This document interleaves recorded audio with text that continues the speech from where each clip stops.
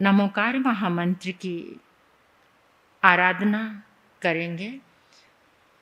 ओम ह्रीं श्रीं नमो अरिहंताणं, ओम ह्रीं श्रीं नमो सिद्धाणं, ओम ह्रीं श्रीं नमो आयरियाणं, ओम ह्रीं श्रीं नमो वज्रायणं, ओम ह्रीं श्रीं नमो लोय सब साहुणं, ओम ह्रीं श्रीं नमो अरिहंताणं, ओम ह्रीं श्रीं नमो सिद्धाणं, ओम ह्रीं श्रीं नमो आयरियाणं, ओम ह्रीं श्रीं नमो वज्रायणं, ओम ह्रीं श्रीं नमो लोय सब साहुणं, ओम ह्रीं श्रीं नमो अरिहंताणं, ओम ह्रीं श्रीं नमो सिद्धाणं, ओम ह्रीं श्रीं नमो आयरियाणं, ओम ह्रीं श्रीं नमो वज्रायणं, ओम ह्रीं श्रीं नमो लोय सब साहुणं, ओम ह्रीं श्रीं नमो अरिहंताणं, ओम ह्रीं श्रीं नमो सिद्धाणं, ओम ह्रीं श्रीं नमो आयरियाणं, ओम ह्रीं श्रीं नमो वज्रायणं, ओम ह्रीं श्रीं नमो लोय सब साहुणं, ओम ह्रीं श्रीं नमो अरिहंताणं,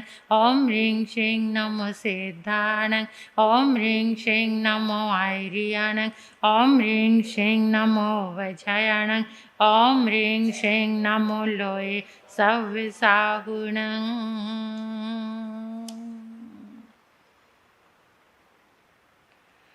भगवान शांतिनाथ की जो पहली कथा है, इसमें 7 कथा है। जो पहली कथा है वो भगवान शांतिनाथ के पूर्व भव की कथा है, मेघरथ राजा की।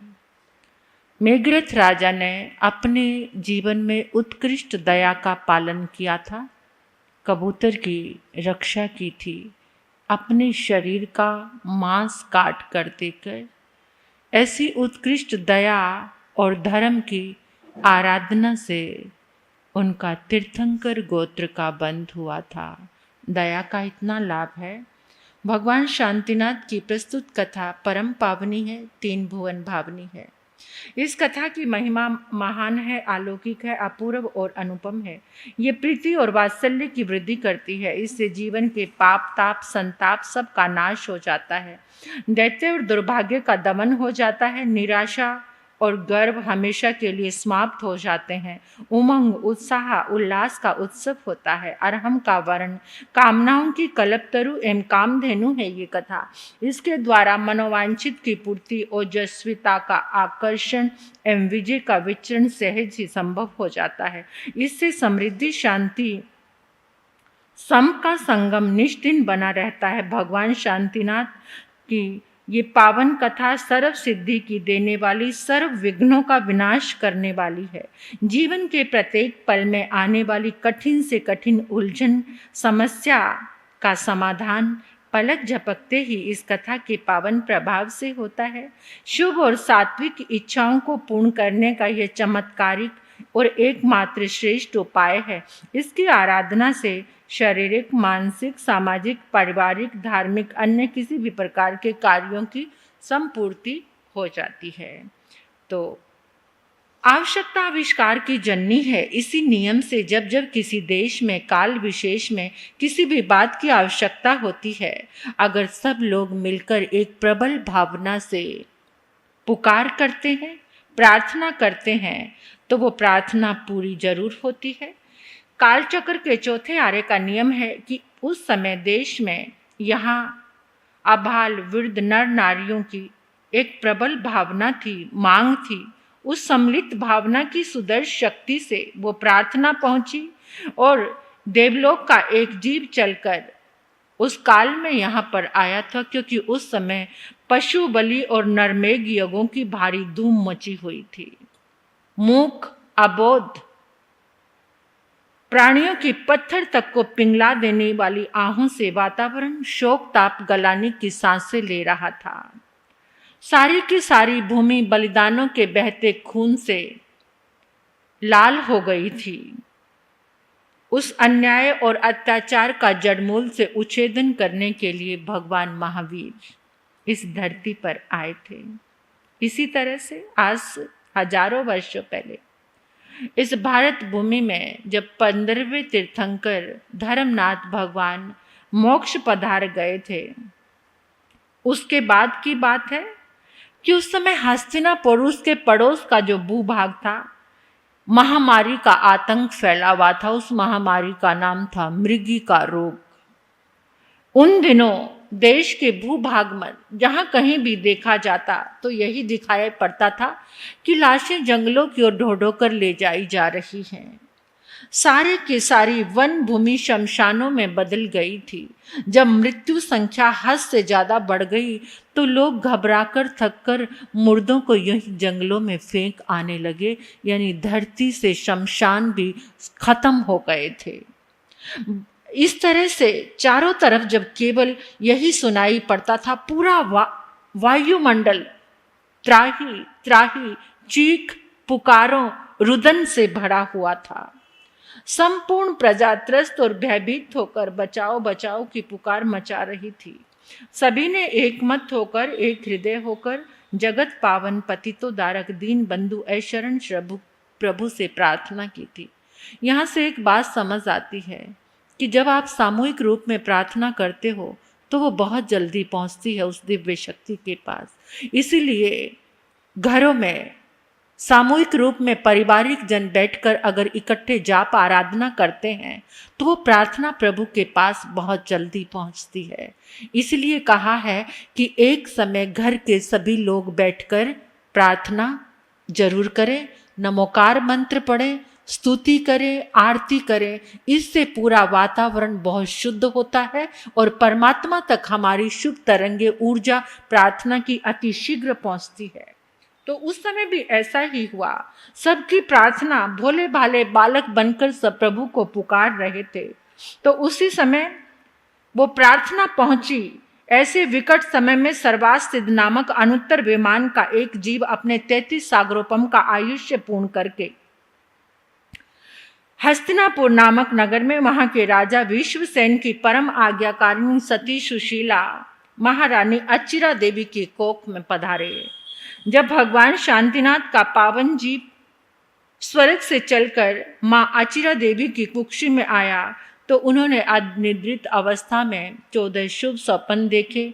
स्वप्न देखकर वो सजग होकर बैठ गई और उन पर विचार करने लगी कि ऐसे अद्भुत स्वप्न मुझे पहले कभी भी नहीं आए।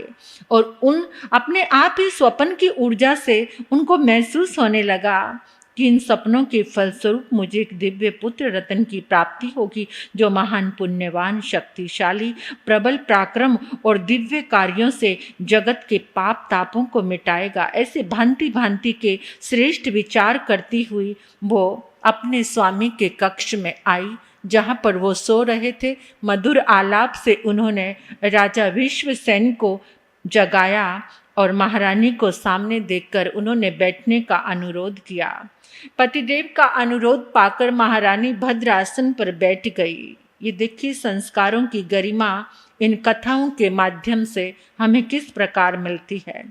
तो तब उन्होंने अपने देखे हुए स्वप्न एक एक करके राजा को सुनाए और प्रेम पूर्वक स्वप्नों का फल भी पूछा। राजा रानी के मुंह से उन सपनों की बात सुनकर आनंद विभोर हो गए और बोले, प्रिय, ये सभी स्वप्न शीघ्र ही उत्तम फल देने वाले हैं, महान मांगलिक भी हैं।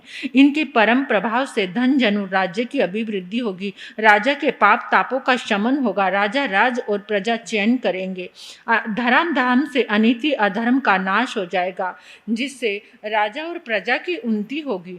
ऐसी आज जिन 10 दिशाओं से तुम प्राणलेवा महामारी का ये आतंक सुन रही हो ना, कल सुबह उठते ही तुम्हें पता चल जाएगा, कल उसका नाम भी सुनने को नहीं मिलेगा। मेरे इस कथन की सच्चाई का प्रमाण तो तुम्हें प्रातःकाल ही पड़ेगा, जब तुम उस शुभ संदेश को सुन पाओगी और तुम्हें प्रत्यक्ष हो जाएगा कि कोई महान आत्मा का जन्म तुम्हारी कुक्षी से अति निकट में होने वाला है।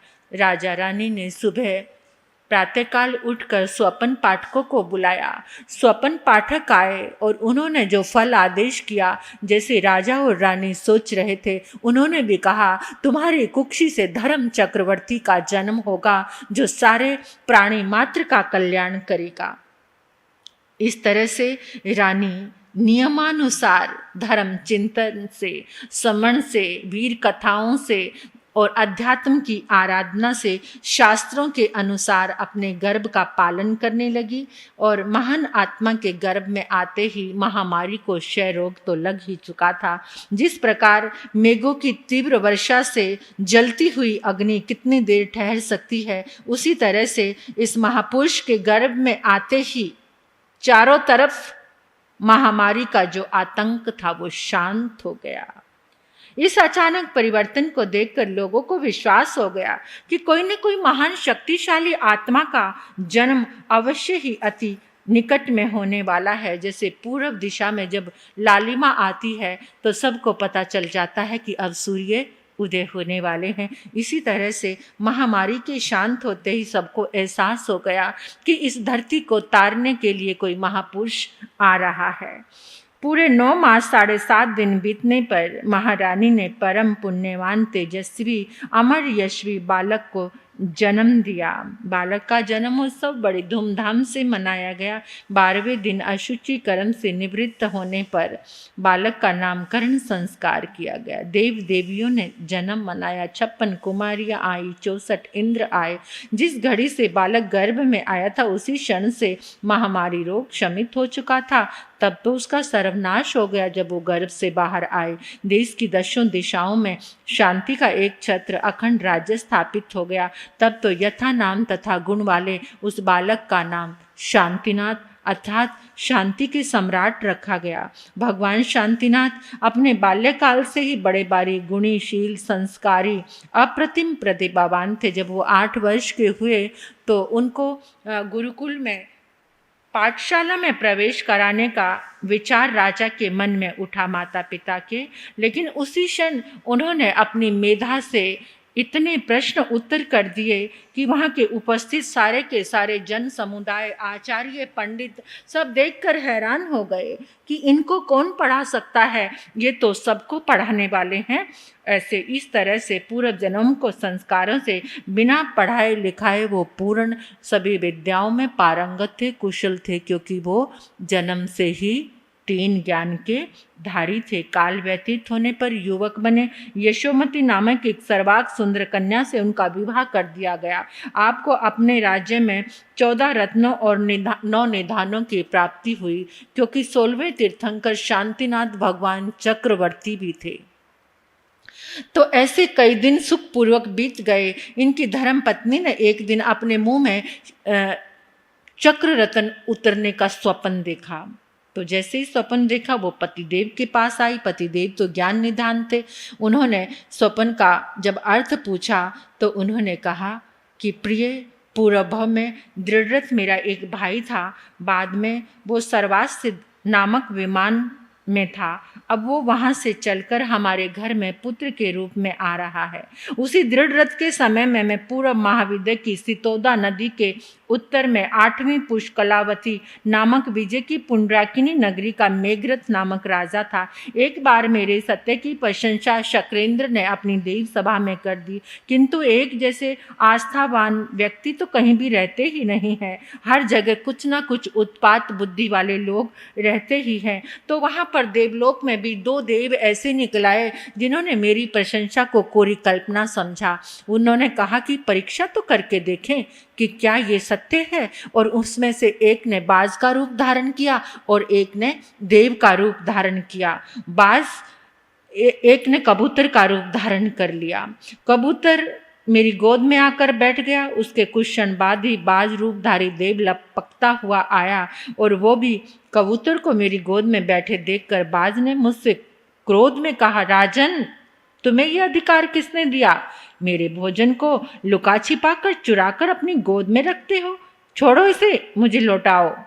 मैंने कहा, अब इसे कैसे छोड़ा जा सकता है? शरण में आए हुए को अनाथ बनाकर मौत के पंजे में छोड़ देना तो कायरों का, बुज़दिलों का काम है। क्षत्रियों का धर्म है कि जो अपनी शरण में आए हैं उनकी रक्षा करना। इसलिए भाई, मैं तुझे ये कबूतर नहीं दे सकता, छोड़ दो इसे।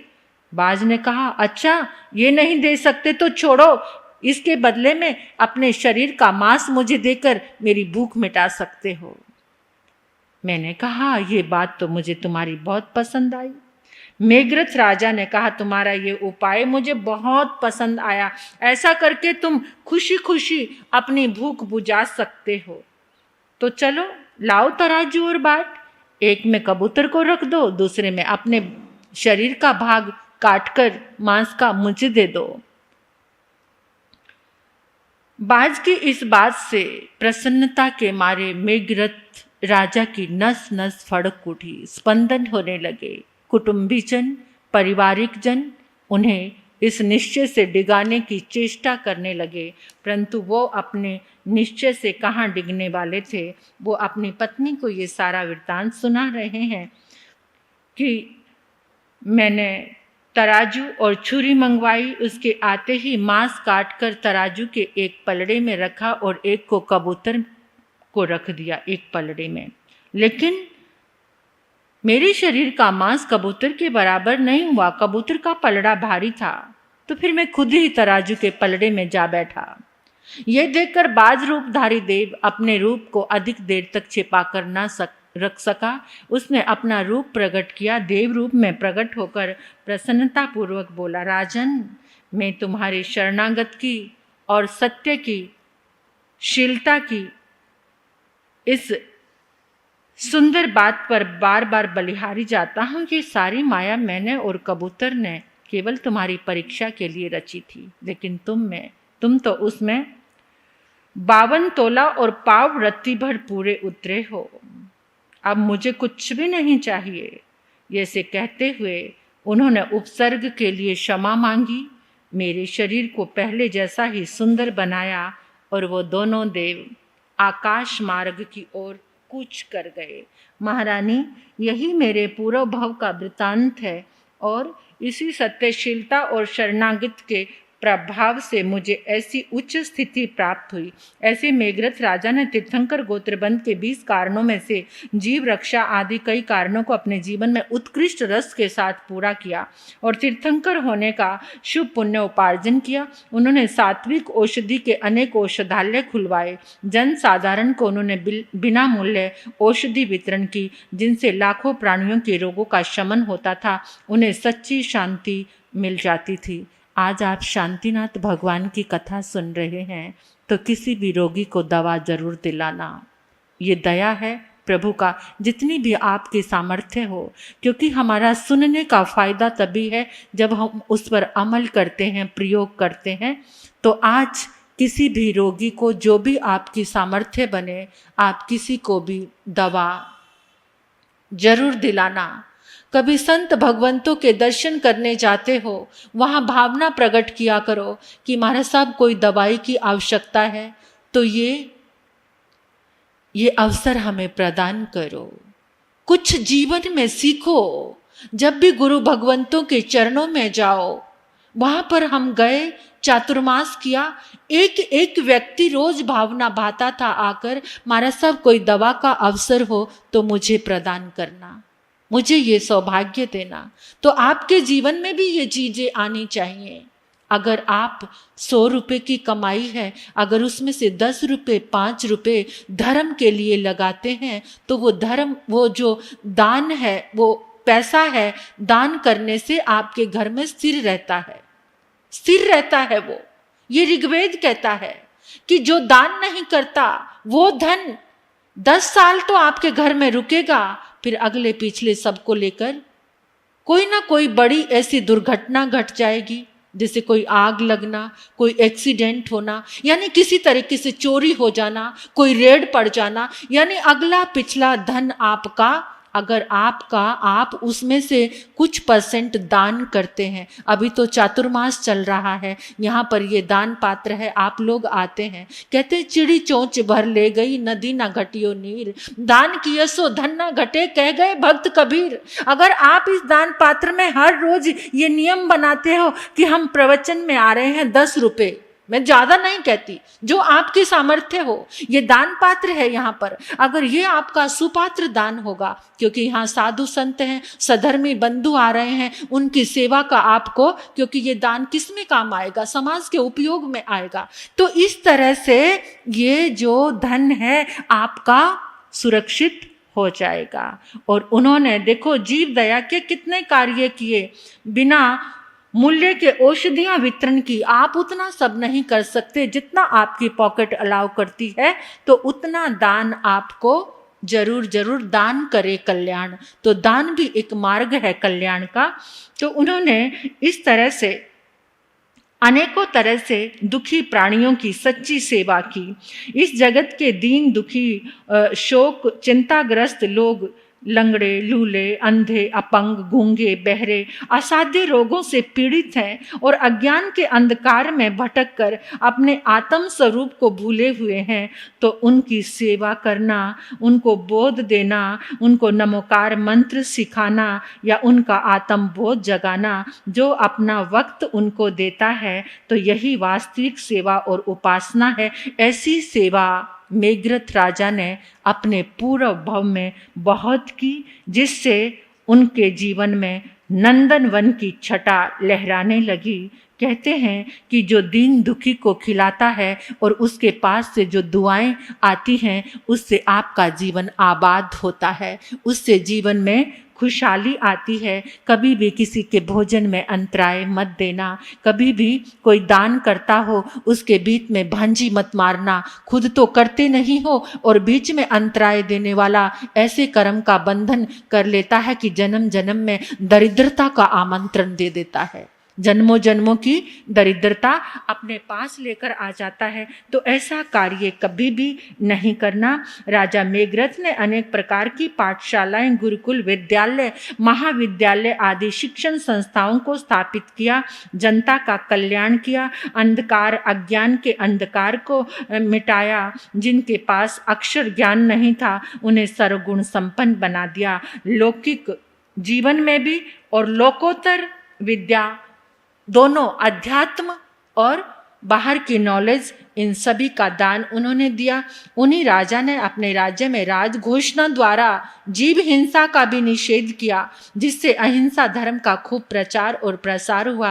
प्राणियों की रक्षा करना उनका मुख्य ध्येय था। ऐसे ये तो भली भांति हम समझ चुके हैं कि जब वो फिर इस आराधना के बाद दीक्षित बने, केवली बने, तीर्थंकर बने, अहिंसा के एक प्रवर्तक बने और स्वयं अपने प्राणों का मोह त्याग कर परायों के प्राणों को बचाने में पल भर का भी विलंब नहीं करते थे। ये उनके जीवन का आदर्श अहिंसा करुणा का जीता जागता उदाहरण है। इसी प्रकार अनाश्रित तथा अनाथ जन, अपंग, लूले, लंगड़ों आदि के लिए उन्होंने अनाथालय, सदा व्रत खुलवाए, उनके भरण पोषण की सारी जिम्मेदारियां ली।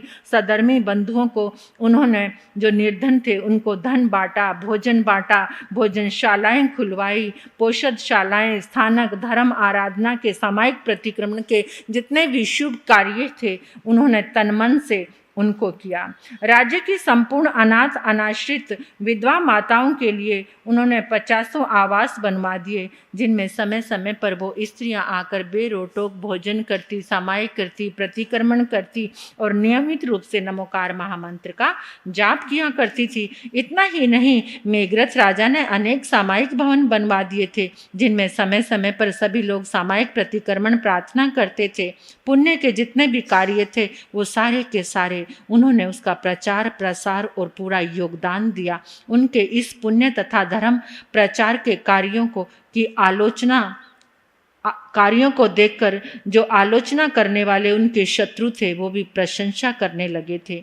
और ऐसे न्याय नीति पूर्वक 20 बोलों की आराधना करके उन्होंने तीर्थंकर पद की प्राप्ति की और दीक्षित होकर उत्कृष्ट संयम पाला। वहाँ से सर्वास्तित्व विमान में उत्पन्न हुए और वहीं से मेघरथ राजा का जीव यहाँ शांतिनाथ भगवान के पावन रूप में प्रकट हुए। इन्हीं शांतिनाथ भगवान ने लोक कल्याण के लिए 6 खंडों के राज्यों का परित्याग किया और उन्होंने जन कल्याण के लिए तीर्थ की स्थापना की।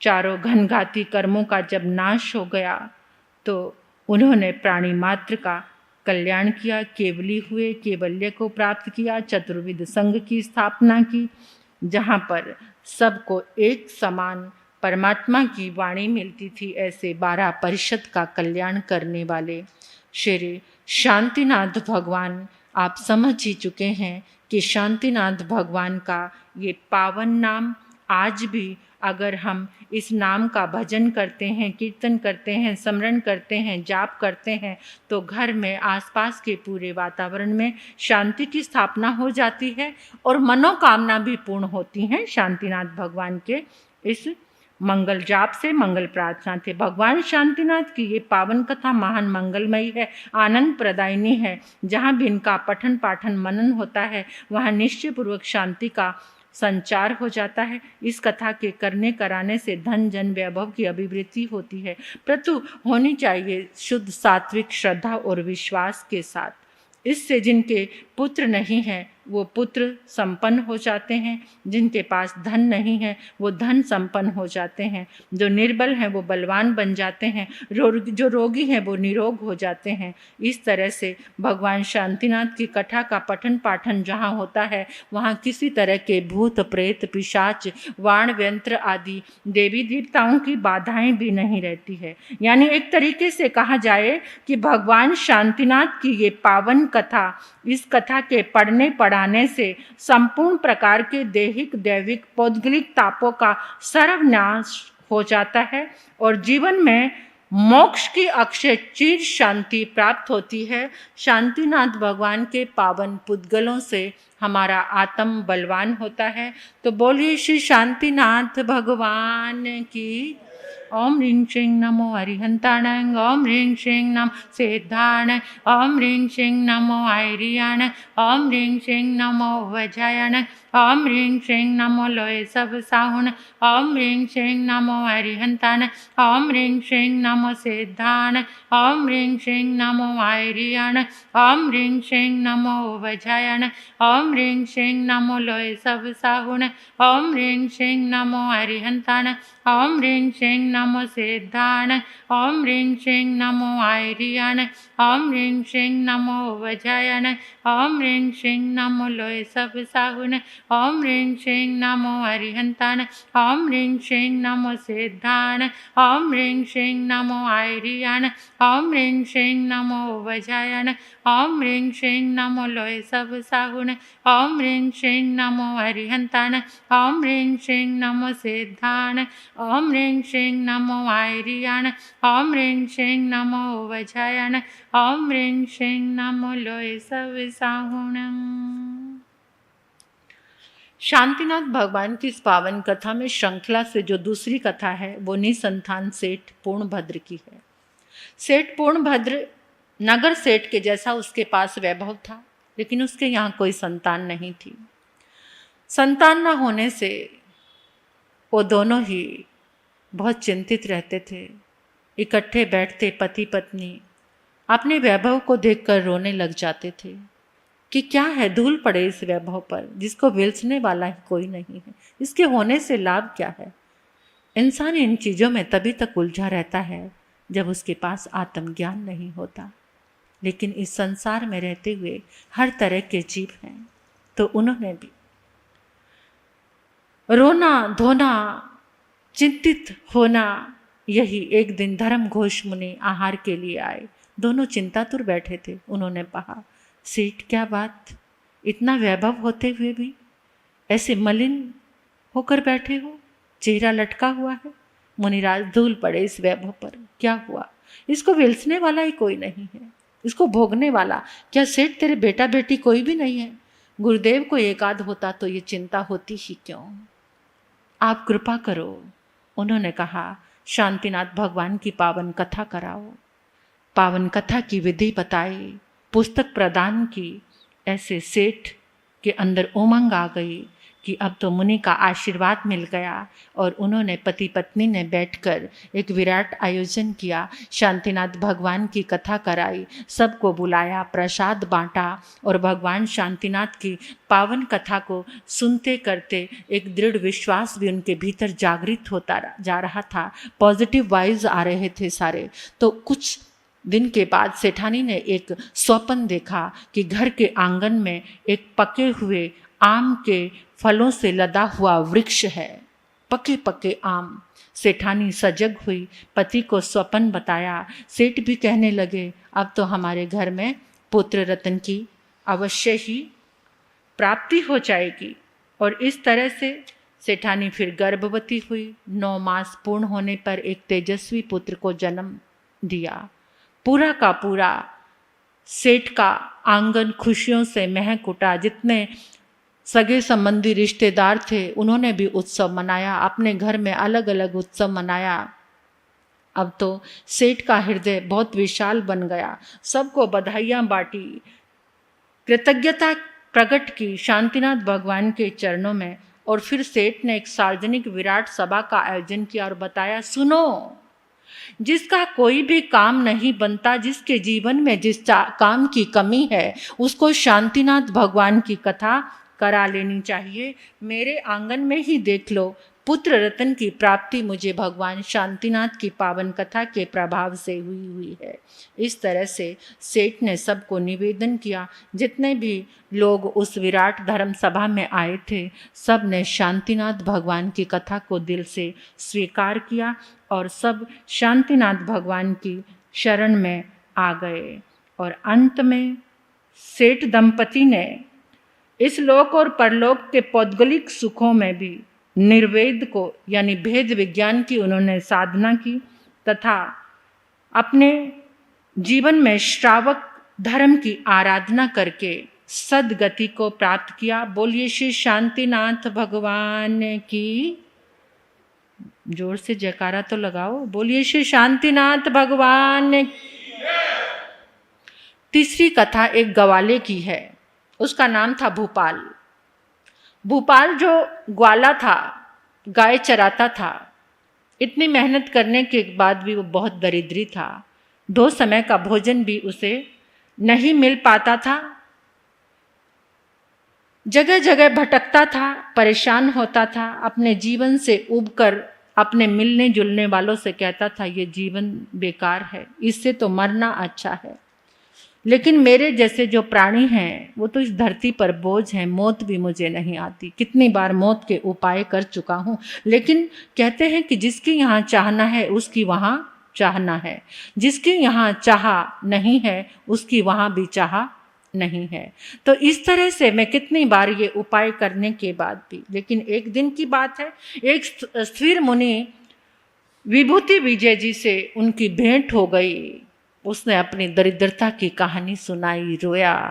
मुनिवर कहने लगे, इस धरती पर जिसे धर्म मिल जाए उसे रोना नहीं, फिर इस दरिद्रता से मुक्ति का उपाय क्या है? भगवान शांतिनाथ की कथा कराओ। अब तो वो आया खुशी खुशी, मुनियों ने सारी विधि बता दी, पुस्तक भी प्रदान करी, अपने घर में आया। शांतिनाथ भगवान की कथा, बेचारा गरीब था, विराट आयोजन तो क्या करता, जो भी थोड़ा उस सामग्री उसके पास थी उसने प्रसाद रखा, कथा कराने लगा। अभी वो प्रसाद का पात्र लेकर उस श्रोताओं में बांट ही रहा था कि एक अद्भुत घटना घटी। उस नगरी का जो राजा था उसका देहावसान हो गया और वहाँ का एक नियम था कि जब तक दूसरे व्यक्ति को राजगद्दी पर ना बिठाया ना, यानी उसका वारिस जब तक ना हो तब तक राजा का संस्कार नहीं किया जाएगा। राजा निसंतान था, उसके कोई भी पुत्र पुत्री नहीं था। तो अब कहने लगे कि किसको राजगद्दी पर बिठाएं, तो सबने कहा कि राजवंश की जो पालतू हाथिनी है ना, उसकी सूंड में जल से भरकर एक कलश दे दिया जाता है और वो जिस पर भी उस कलश से अभिषेक करती जान पड़े बस उसी को राजा बना देंगे।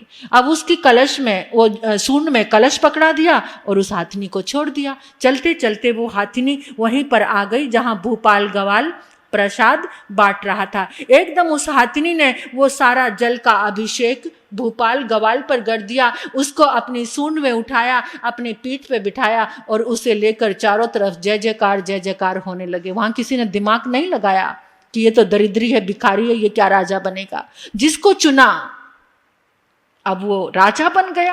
कल तक जो गलियों में घूम रहा था आज वो राजा बन गया और उसने सबसे पहले एक ही काम किया कि मेरे अभ्युदय का कारण ये शांतिनाथ भगवान की कथा है। भगवान शांतिनाथ का जाप किए बिना वो कभी मुंह में पानी भी नहीं डालता। उसकी इस श्रद्धा से वो दिन पर दिन उन्नति करता गया। अब पड़ोसी राजा देखने लगे, ये क्या है, अरे वो भिखारी कल का गलियों का वो क्या राज्य संभालेगा, चलो उसके ऊपर धावा बोल देते हैं और उसके राज्य को जीत लेते हैं। अब जैसे ही भूपाल को पता चला, उसने क्या किया, चारों दिशाओं में, यानी अपनी नगरी की चारों दिशाओं में शांतिनाथ भगवान की कथा बिठवा दी। पंडितों को कहकर शांतिनाथ भगवान की कथा बिठवा दी और खुद भी भगवान शांतिनाथ की कथा करने लगा। राजा आए, युद्ध हुआ, लेकिन सब पराजित हो गए। विजयश्री ने भोपाल को ही वरा।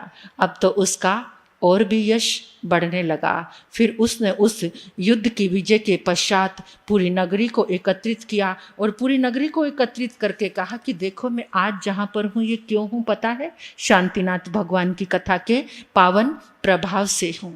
तुम्हें भी कुछ चाहिए तो भगवान शांतिनाथ की कथा करना। ऐसे इस तरह से भगवान शांतिनाथ की पावन कथा का प्रचार, उस समय कितने ही लोग जैन धर्म की शरण में आए। और वो राजा भूपाल ऐसे ही नहीं रहा, 12 श्रावक बना। 12 श्रावक बनकर अपने पुत्र को राज्य संभाल कर वो निवृत्त हो गया और उसने अपने जीवन का कल्याण किया। इस तरह से ये शांतिनाथ भगवान की पावन कथा के प्रति जितना जन सैलाब था, उस समय सबकी रुचि बढ़ गई। बोलिए श्री शांतिनाथ भगवान की। चौथी कथा है, फिर एक गंगपाल, एक गरीब व्यक्ति की। वो भी बहुत गरीब था, ये तो फिर भी गवाला था बेचारे, उसके पास तो कोई गाय चराने का काम भी नहीं था। जंगलों में भटकता, कुछ लकड़ी लाता, ऐसे करके पालन पोषण करता। पत्नी बच्चे सब उसकी गरीबी से घबरा चुके थे। बेचारों के घर में तेल भी नसीब नहीं था, घी की गंध तो कहाँ से मिल पाती। उसकी पत्नी की साड़ी क्या थी, एक झरझर कंथा थी, जगह जगह उसमें पैबंद लगे हुए थे।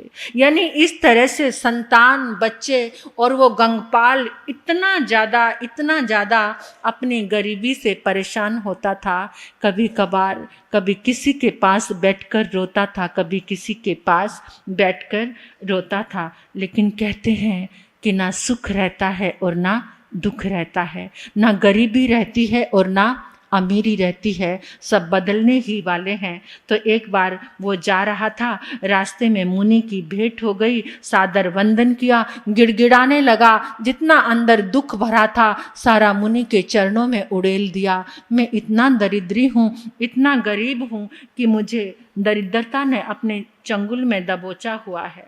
मुनि ने सिर पे हाथ रखा और कहा, घबराओ मत, ये जीवन तो ऐसा है, इसमें हम मोक्ष जैसे अखंड सुख को पा सकते हैं। फिर ये बाहर की धन लक्ष्मी को पाना, ये तो कर्म का अंतराय था, जो अंतराय शायद तुम्हारा अब टूट चुका है। ऐसा करो, भगवान शांतिनाथ की कथा कराओ, क्योंकि निमित्त भी तभी उदय में आते हैं, शुभ भी और अशुभ भी। जब हमारे कर्म का अंतराकाल कटता है तो शुभ निमित्त उदय में आते हैं, और जब हमारा कर्म का अंतराय काल चलता है तो ऐसे कुछ जो निमित्त हमारे उदय में आते हैं, जिनके द्वारा हमें धोखे मिलते हैं, जिनके द्वारा हमारा नुकसान होता है, जिनके द्वारा हमें दुख मिलता है, तो ऐसे निमित्त हमारे जीवन में रोज़मर्रा में बने ही रहते हैं। अब गंगपाल के जीवन में सुख में निमित्त उदयमान हुए मुनिराज का आशीर्वाद मिला। उन्होंने कहा, शांतिनाथ भगवान की कथा कराओ। ये बात सिर्फ यहाँ भगवान शांतिनाथ की कथा की ही चल रही है। तो वो घर में आया, उसने आयोजन किया, एक दरी बिछाई, गली मोहल्ले की 2-4 स्त्रियों को उसकी पत्नी बुला कर लाई। उसने थोड़ा सा प्रसाद रखा, गुड़ का प्रसाद रखा। अब वो जब कथा की समाप्ति हुई, प्रसाद श्रोताओं में बांटकर उस प्रसाद की बाउल को, कटोरी को अंदर रखने जा रहा था, तो अंदर कमरे में जाके उसका पांव जमीन में धंस गया। वो सोचने लगा, कल तो यहाँ सख्त थी जमीन, ये पोली पोली कैसे हो गई। तो उसने खोदने लगा, खुदाई की, अपने बच्चे पत्नी को भी लगाया। खोदते खोदते उसको 3.5 करोड़ रुपए की धनराशि प्राप्त हुई। कल तक जो इतना दरिद्री था, आज भगवान शांति कथा के पावन प्रभाव से, इसको कहते हैं ये श्रद्धा का इंस्टेंट रिजल्ट है। आज हम यही चाहते हैं ना, सब कुछ इंस्टेंट, तुरंत, क्या चाहिए। लेकिन हमारी श्रद्धा वैसी नहीं है, 100% नहीं है। अगर वो श्रद्धा जिस दिन तुम्हारी 100% हो जाएगी तो रिजल्ट भी वैसा ही मिलेगा। अब तो वो इतना सौभाग्यशाली हो गया कि उसने अपने धन को केवल अपने परिवार और अपने यूज़ में नहीं रखा, उसने अनेकों शहरों में, 252 शहरों में अपनी दुकानें खोल दी, और जो भी प्रॉफिट आ रहा था उसका कितना ही % उसने दान में लगाना शुरू कर दिया। जगह जगह औषधालय, स्कूल, गुरुकुल, जितना जो भी हो सकता था, धार्मिक कार्यों के भोजनशालाएं वो खुलवाई। और इस तरह से सब उसके जीवन को देखते और कहते, रे रे रे रे, शांतिनाथ भगवान की पावन कथा से कमाल हो गया। जो इतना दरिद्र था वो नगर सेठ बन गया। अब तो गंगपाल ने अपनी आदर्श दिनचर्या में धर्म आचरण से अपने समस्त मुनीम, जो भी सेवक गण थे, भगवान शांतिनाथ की कथा के और प्रभु के नाम से और पावन कीर्तन से उनको जोड़ दिया, सबको उपासक बना दिया। अपने जीवन काल में भगवान शांतिनाथ की कथा का प्रचुर प्रसार किया। 12 वर्षीय श्रावक बना, अंत में संथारा संलेखना की और उसने देवलोक को, स्वर्ग को प्राप्त किया। बोलिए श्री शांतिनाथ भगवान की। 5वीं कथा एक सेठ की है। जिस सेठ की पुत्र वधू धनपाल सेठ, उसकी पुत्र वधू को एक वेंत्री बाधा, भूत प्रेत की बाधा सुनी है ना आपने किसी को। ये भी पूर्व जन्मों के कर्मानुसार होता है, सब कुछ कर्मों के अनुसार चल रहा है। पूर्व जन्म के जो भी द्वेष के, राग के बंधन होते हैं, उसी के साथ ही उनको भी याद आ जाते हैं व्यंतर भाव में। कोई कष्ट देने आता है तो कोई मित्र बनने भी आ जाता है। ये हमारे आगमों में भी आती हैं चर्चाएं और कथा कहानियाँ। तो जो सेठ था, सेठ धनपाल की जो पुत्र वधू थी, उसको व्यंत्री बाधा लग गई। अब वो व्यंत्री उसके शरीर में आती, चिल्लाती, फितूर मिचाती, कुछ जैसे पागलों जैसी हरकतें वो करती। सारा परिवार परेशान हो गया था। सेठ को जहाँ भी पता लगता उसी सयाने के पास, तांत्रिक के पास पहुँचता, तंत्र मंत्र विद्याओं का उसके ऊपर प्रयोग किया जाता। सेठ का घर चलता फिरता एक बाजार सा हो गया था, जिसको जो पता लगता वही सयाना उसके घर में पहुँच जाता। मंत्र विद्याएं की जाती, तंत्र विद्याएं की जाती, लेकिन उस पर जरा भी प्रभाव नहीं पड़ता। जैसे जैसे उनका प्रयोग होता, वो व्यंत्री और ज्यादा सबको परेशान करती। कई बार तो भोजन करने बैठते, उनके हाथ में पकड़े हुए कौड़ भी ऐसे के ऐसे ही रह जाते थे। अब तो सेठ बहुत घबरा गया। एक दिन एक मुनिराज सेठ के घर में आहार के लिए, गोचरी के लिए पधारे। जैसे ही सुमति मुनिराज आए तो सेठ ने उनकी भाव भरी वंदना की और अंदर से भाव जागा कि अब शायद मेरी पुत्र वधू ठीक हो जाएगी। उन्होंने सारी व्यंत्री की बाधा बताई। से मुनिराज कहने लगे, चिंता मत करो, भगवान शांतिनाथ की कथा कराओ। उन्होंने शांतिनाथ भगवान की कथा की विधि बताई और पूरी की पूरी कथा की विधि से उनको अवगत कराया, पुस्तक प्रदान की। सेठ ने शांतिनाथ भगवान की कथा का आयोजन कराया, पुत्र वधू को उस कथा के बीच में बिठाया। जैसे ही कथा के कुछ अक्षर उसके कानों में पड़े तो एकदम व्यंत्री उसके शरीर में आ गई, रोने लगी, चिल्लाने लगी, मुझे और मत सताओ, मुझे और मत सताओ, मुझे और मत मारो, मैं अब जा रही हूँ, कभी भी नहीं आऊँगी, मुझे माफ़ कर दो, मुझे क्षमा कर दो। क्योंकि वो धर्म के बोल उससे सुने नहीं जा रहे थे। तो वो भूतनी जो व्यंत्री उसके शरीर से 9-2-11 हो गई। चारों तरफ हर्ष उल्लास का वातावरण फैल गया। जो पुत्र वधू व्यंत्री बाधा से सूख कर कांटा सी हो गई थी, आज वो सबको नॉर्मल लग रही थी। तो सेठ ने उस विराट सभा में बहुत सारे ऐसे लोग भी बैठे थे जो मानते नहीं थे कि भूत प्रेत भी कुछ होता है, लेकिन इस दृश्य को देखकर आज सब की बुद्धि ठिकाने आ गई और सब ने हाथ जोड़कर कहा, हम भी शांतिनाथ भगवान की कथा करेंगे, हम भी शांतिनाथ भगवान की कथा करेंगे। यानी सब के सब शांतिनाथ भगवान के उपासक बन गए। और जिसको जो भी कुछ बाधा पीड़ा होती तुरंत वो भगवान उनकी औषधि बन गई शांति कथा। उसी समय वो शांति कथा कराते और उनको बहुत आराम मिलता। जालना में हमने ये शांति कथा कराई, वहाँ गादिया परिवार है, उन्होंने इस शांति कथा की आराधना से इतना कुछ प्राप्त किया। कहते महाराज साहब हमने कभी सुनी नहीं थी शांति कथा, लेकिन अब इस शांति कथा से हम जो सोचते हैं वो सब हो जाता है। और उन्होंने अपने सब सगे संबंधी रिश्तेदारों में, ये श्रद्धा की बात है, कहते इतनी श्रद्धा बस घर से अब शांति कथा कभी भी हम छोड़ते ही नहीं। आगरा ऐसा क्षेत्र है, ये हमारे महामंत्री जी अनूप भैया बैठे हैं, आगरा ऐसा क्षेत्र है कि वहाँ 12 महीने शांति कथा होती है। उस क्षेत्र में इनकी माताजी ने बहुत शांति कथाएं कराई है, बहुत महिलाओं को एकत्रित करके इनकी माता ने बहुत धर्म लाभ दिया है सबको। किट्टी का भी एक ऐसा सुंदर आयोजन, नाम तो उसका किट्टी था, लेकिन उसमें क्या करते थे वो प्रतिक्रमण सिखाते थे सबको। मतलब ऐसे आयोजन धार्मिक किए जाएं और उसको नाम तो आधुनिक युग का दिया, लेकिन उसमें धर्म की आराधनाएं हो तो बहुत अच्छा लगता है। तो ऐसे ही सेठ धनपाल के निमित्त से कितने ही लोग जैन धर्म की शरण में आए। शांतिनाथ भगवान की पावन कथा। अब तो सेठ ने अपनी पुत्र वधू के स्वस्थ होने के अनुमोदनार्थ अपने निजी दरवेश से 5 औषधशाला, आरोग्यशाला, पाठशाला, ब्रह्मचर्य आश्रमों का निर्माण कराया और इस तरह से कई प्रकार के गुप्त और प्रकट दान भी उन्होंने दिए, लोकोपरक काम भी किए।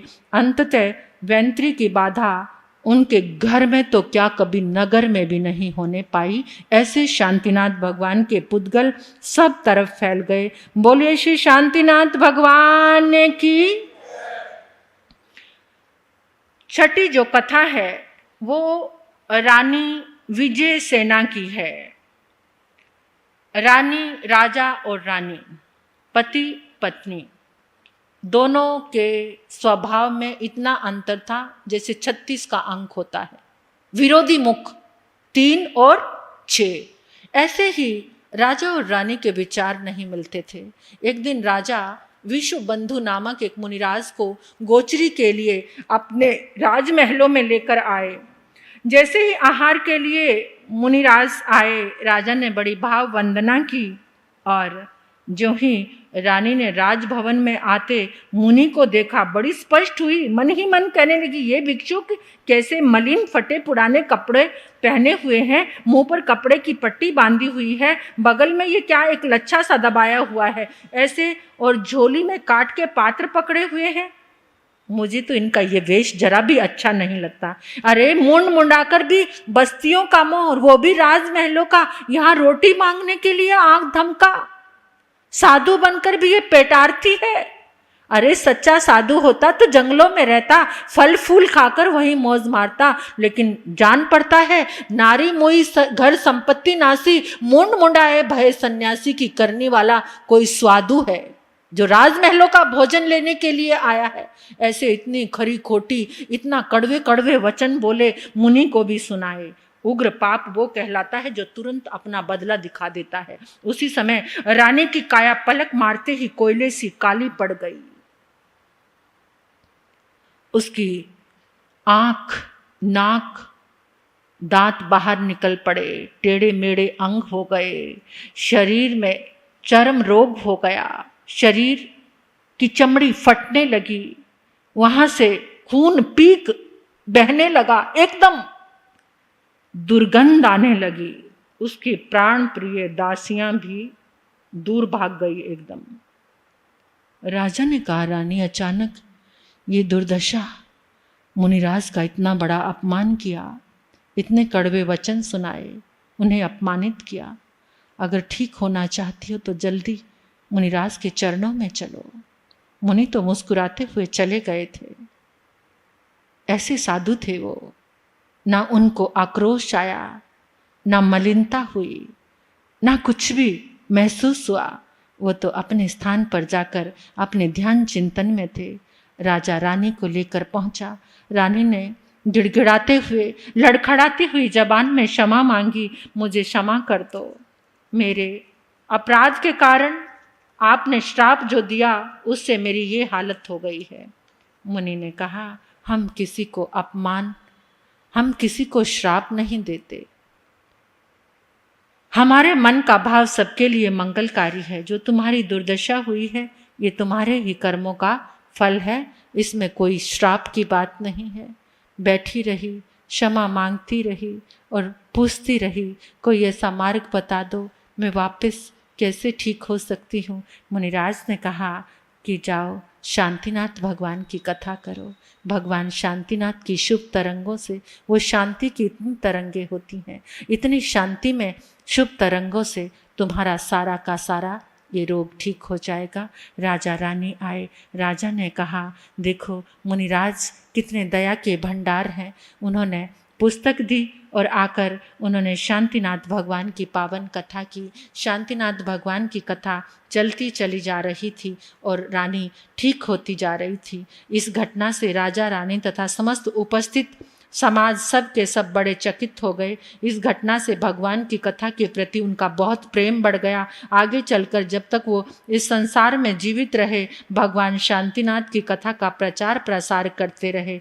उन्हें तथा उनके पड़ोसियों को जब थोड़ी सी कोई भी बाधा पहुंचती तो भगवान शांतिनाथ की कथा में जुट जाते हैं। मुनियों की परम कृपा से और उनके परम कल्याण से, इस आराधना से रानी की उस शारीरिक बाधा का शमन हुआ था। इसलिए उन समस्त श्रोताओं पर जैन धर्म का अद्भुत प्रभाव पड़ा था।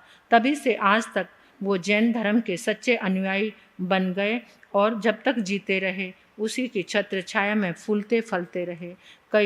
कईयों ने तो मरण आने पर संथारा ग्रहण किया, देव बने। राजा और रानी भी 12 वर्ती श्रावक श्राविका बने। उन्होंने अपने जीवन का कल्याण किया। इसी तरह से 7वीं कथा भी एक युवराज कनक कुमार की है। कनक कुमार भी अपने साथियों को लेकर के, ये आज से लगभग 2400 वर्ष पूर्व की कहानी है। भगवान महावीर के शासन काल की ही कनकपुर नाम का नगर था। उसमें राजा कनक कुमार और उनका युवराज का नाम भी कनक था। तो अपने मित्रों के साथ अपने जो राजसी उद्यान था उसमें घूमने के लिए गया। तो वहाँ पर मुनि को टहलते हुए देखा तो एकदम उसे बहुत क्रोध आया। ये सार्वजनिक बाग, ये राजसिक बाग जहाँ लोग अपने दिल दिमाग को तरोताजा करने आते हैं, ये गाय की पूंछ जैसी एक वस्तु को लेकर इधर उधर घूम रहे हैं। इनको इतना भी नहीं पता, इन्होंने इस बाग को दूषित कर दिया है। किसकी आज्ञा से ठहराया गया है? ये क्यों आए यहाँ पर?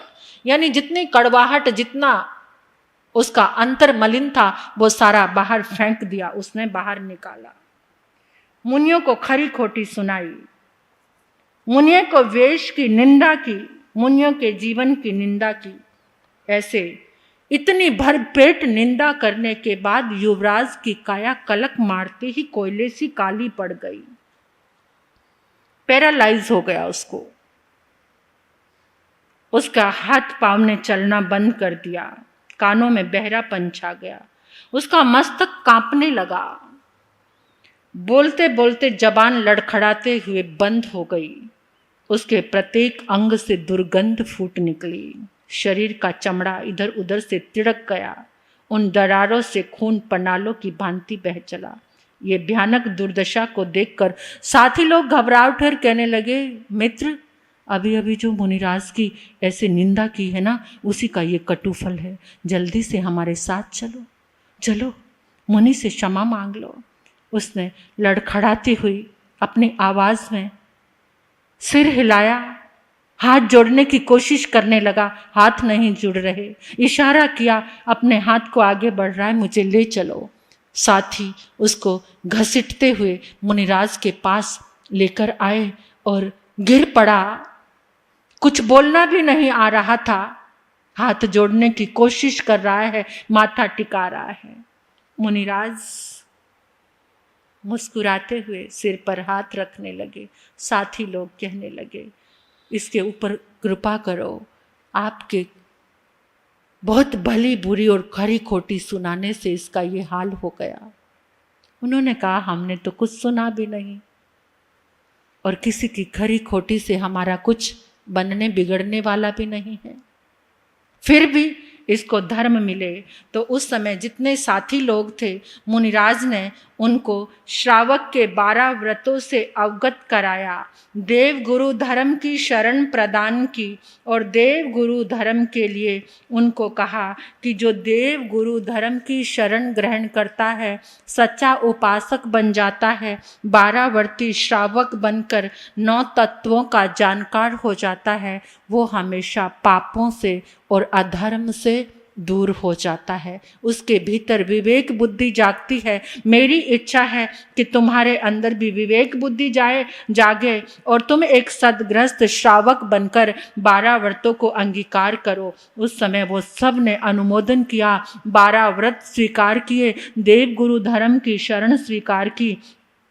युवराज ने, साथियों ने मुनियों का उपदेश सुना, सम्यक्त्व ग्रहण किया, श्रावक के 12 व्रत धारे, प्रतिज्ञा की कि आपके पवित्र आदेश के अनुसार ही हम अपने जीवन को बनाएंगे।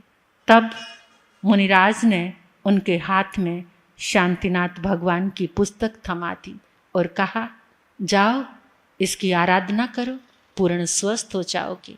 युवराज आया महलों में साथियों के साथ, सबके साथ, सब उसके शरीर को देखकर ही हैरान हो रहे थे। तो शांतिनाथ भगवान की कथा सुनते सुनते उसका शरीर निरोग होने लगा। पहले की ताकत थी ये, और आज तो लोगों के ऊपर दवाई भी काम नहीं करती है। ये ताकत थी, ये उनका अंदर जो चेतन था ना, वो इतना हल्का होता था, वो इतना निर्मल होता था कि उसकी पावन सारी निर्मलता बाहर फैल जाती थी। तो शरीर निरोग हो गया।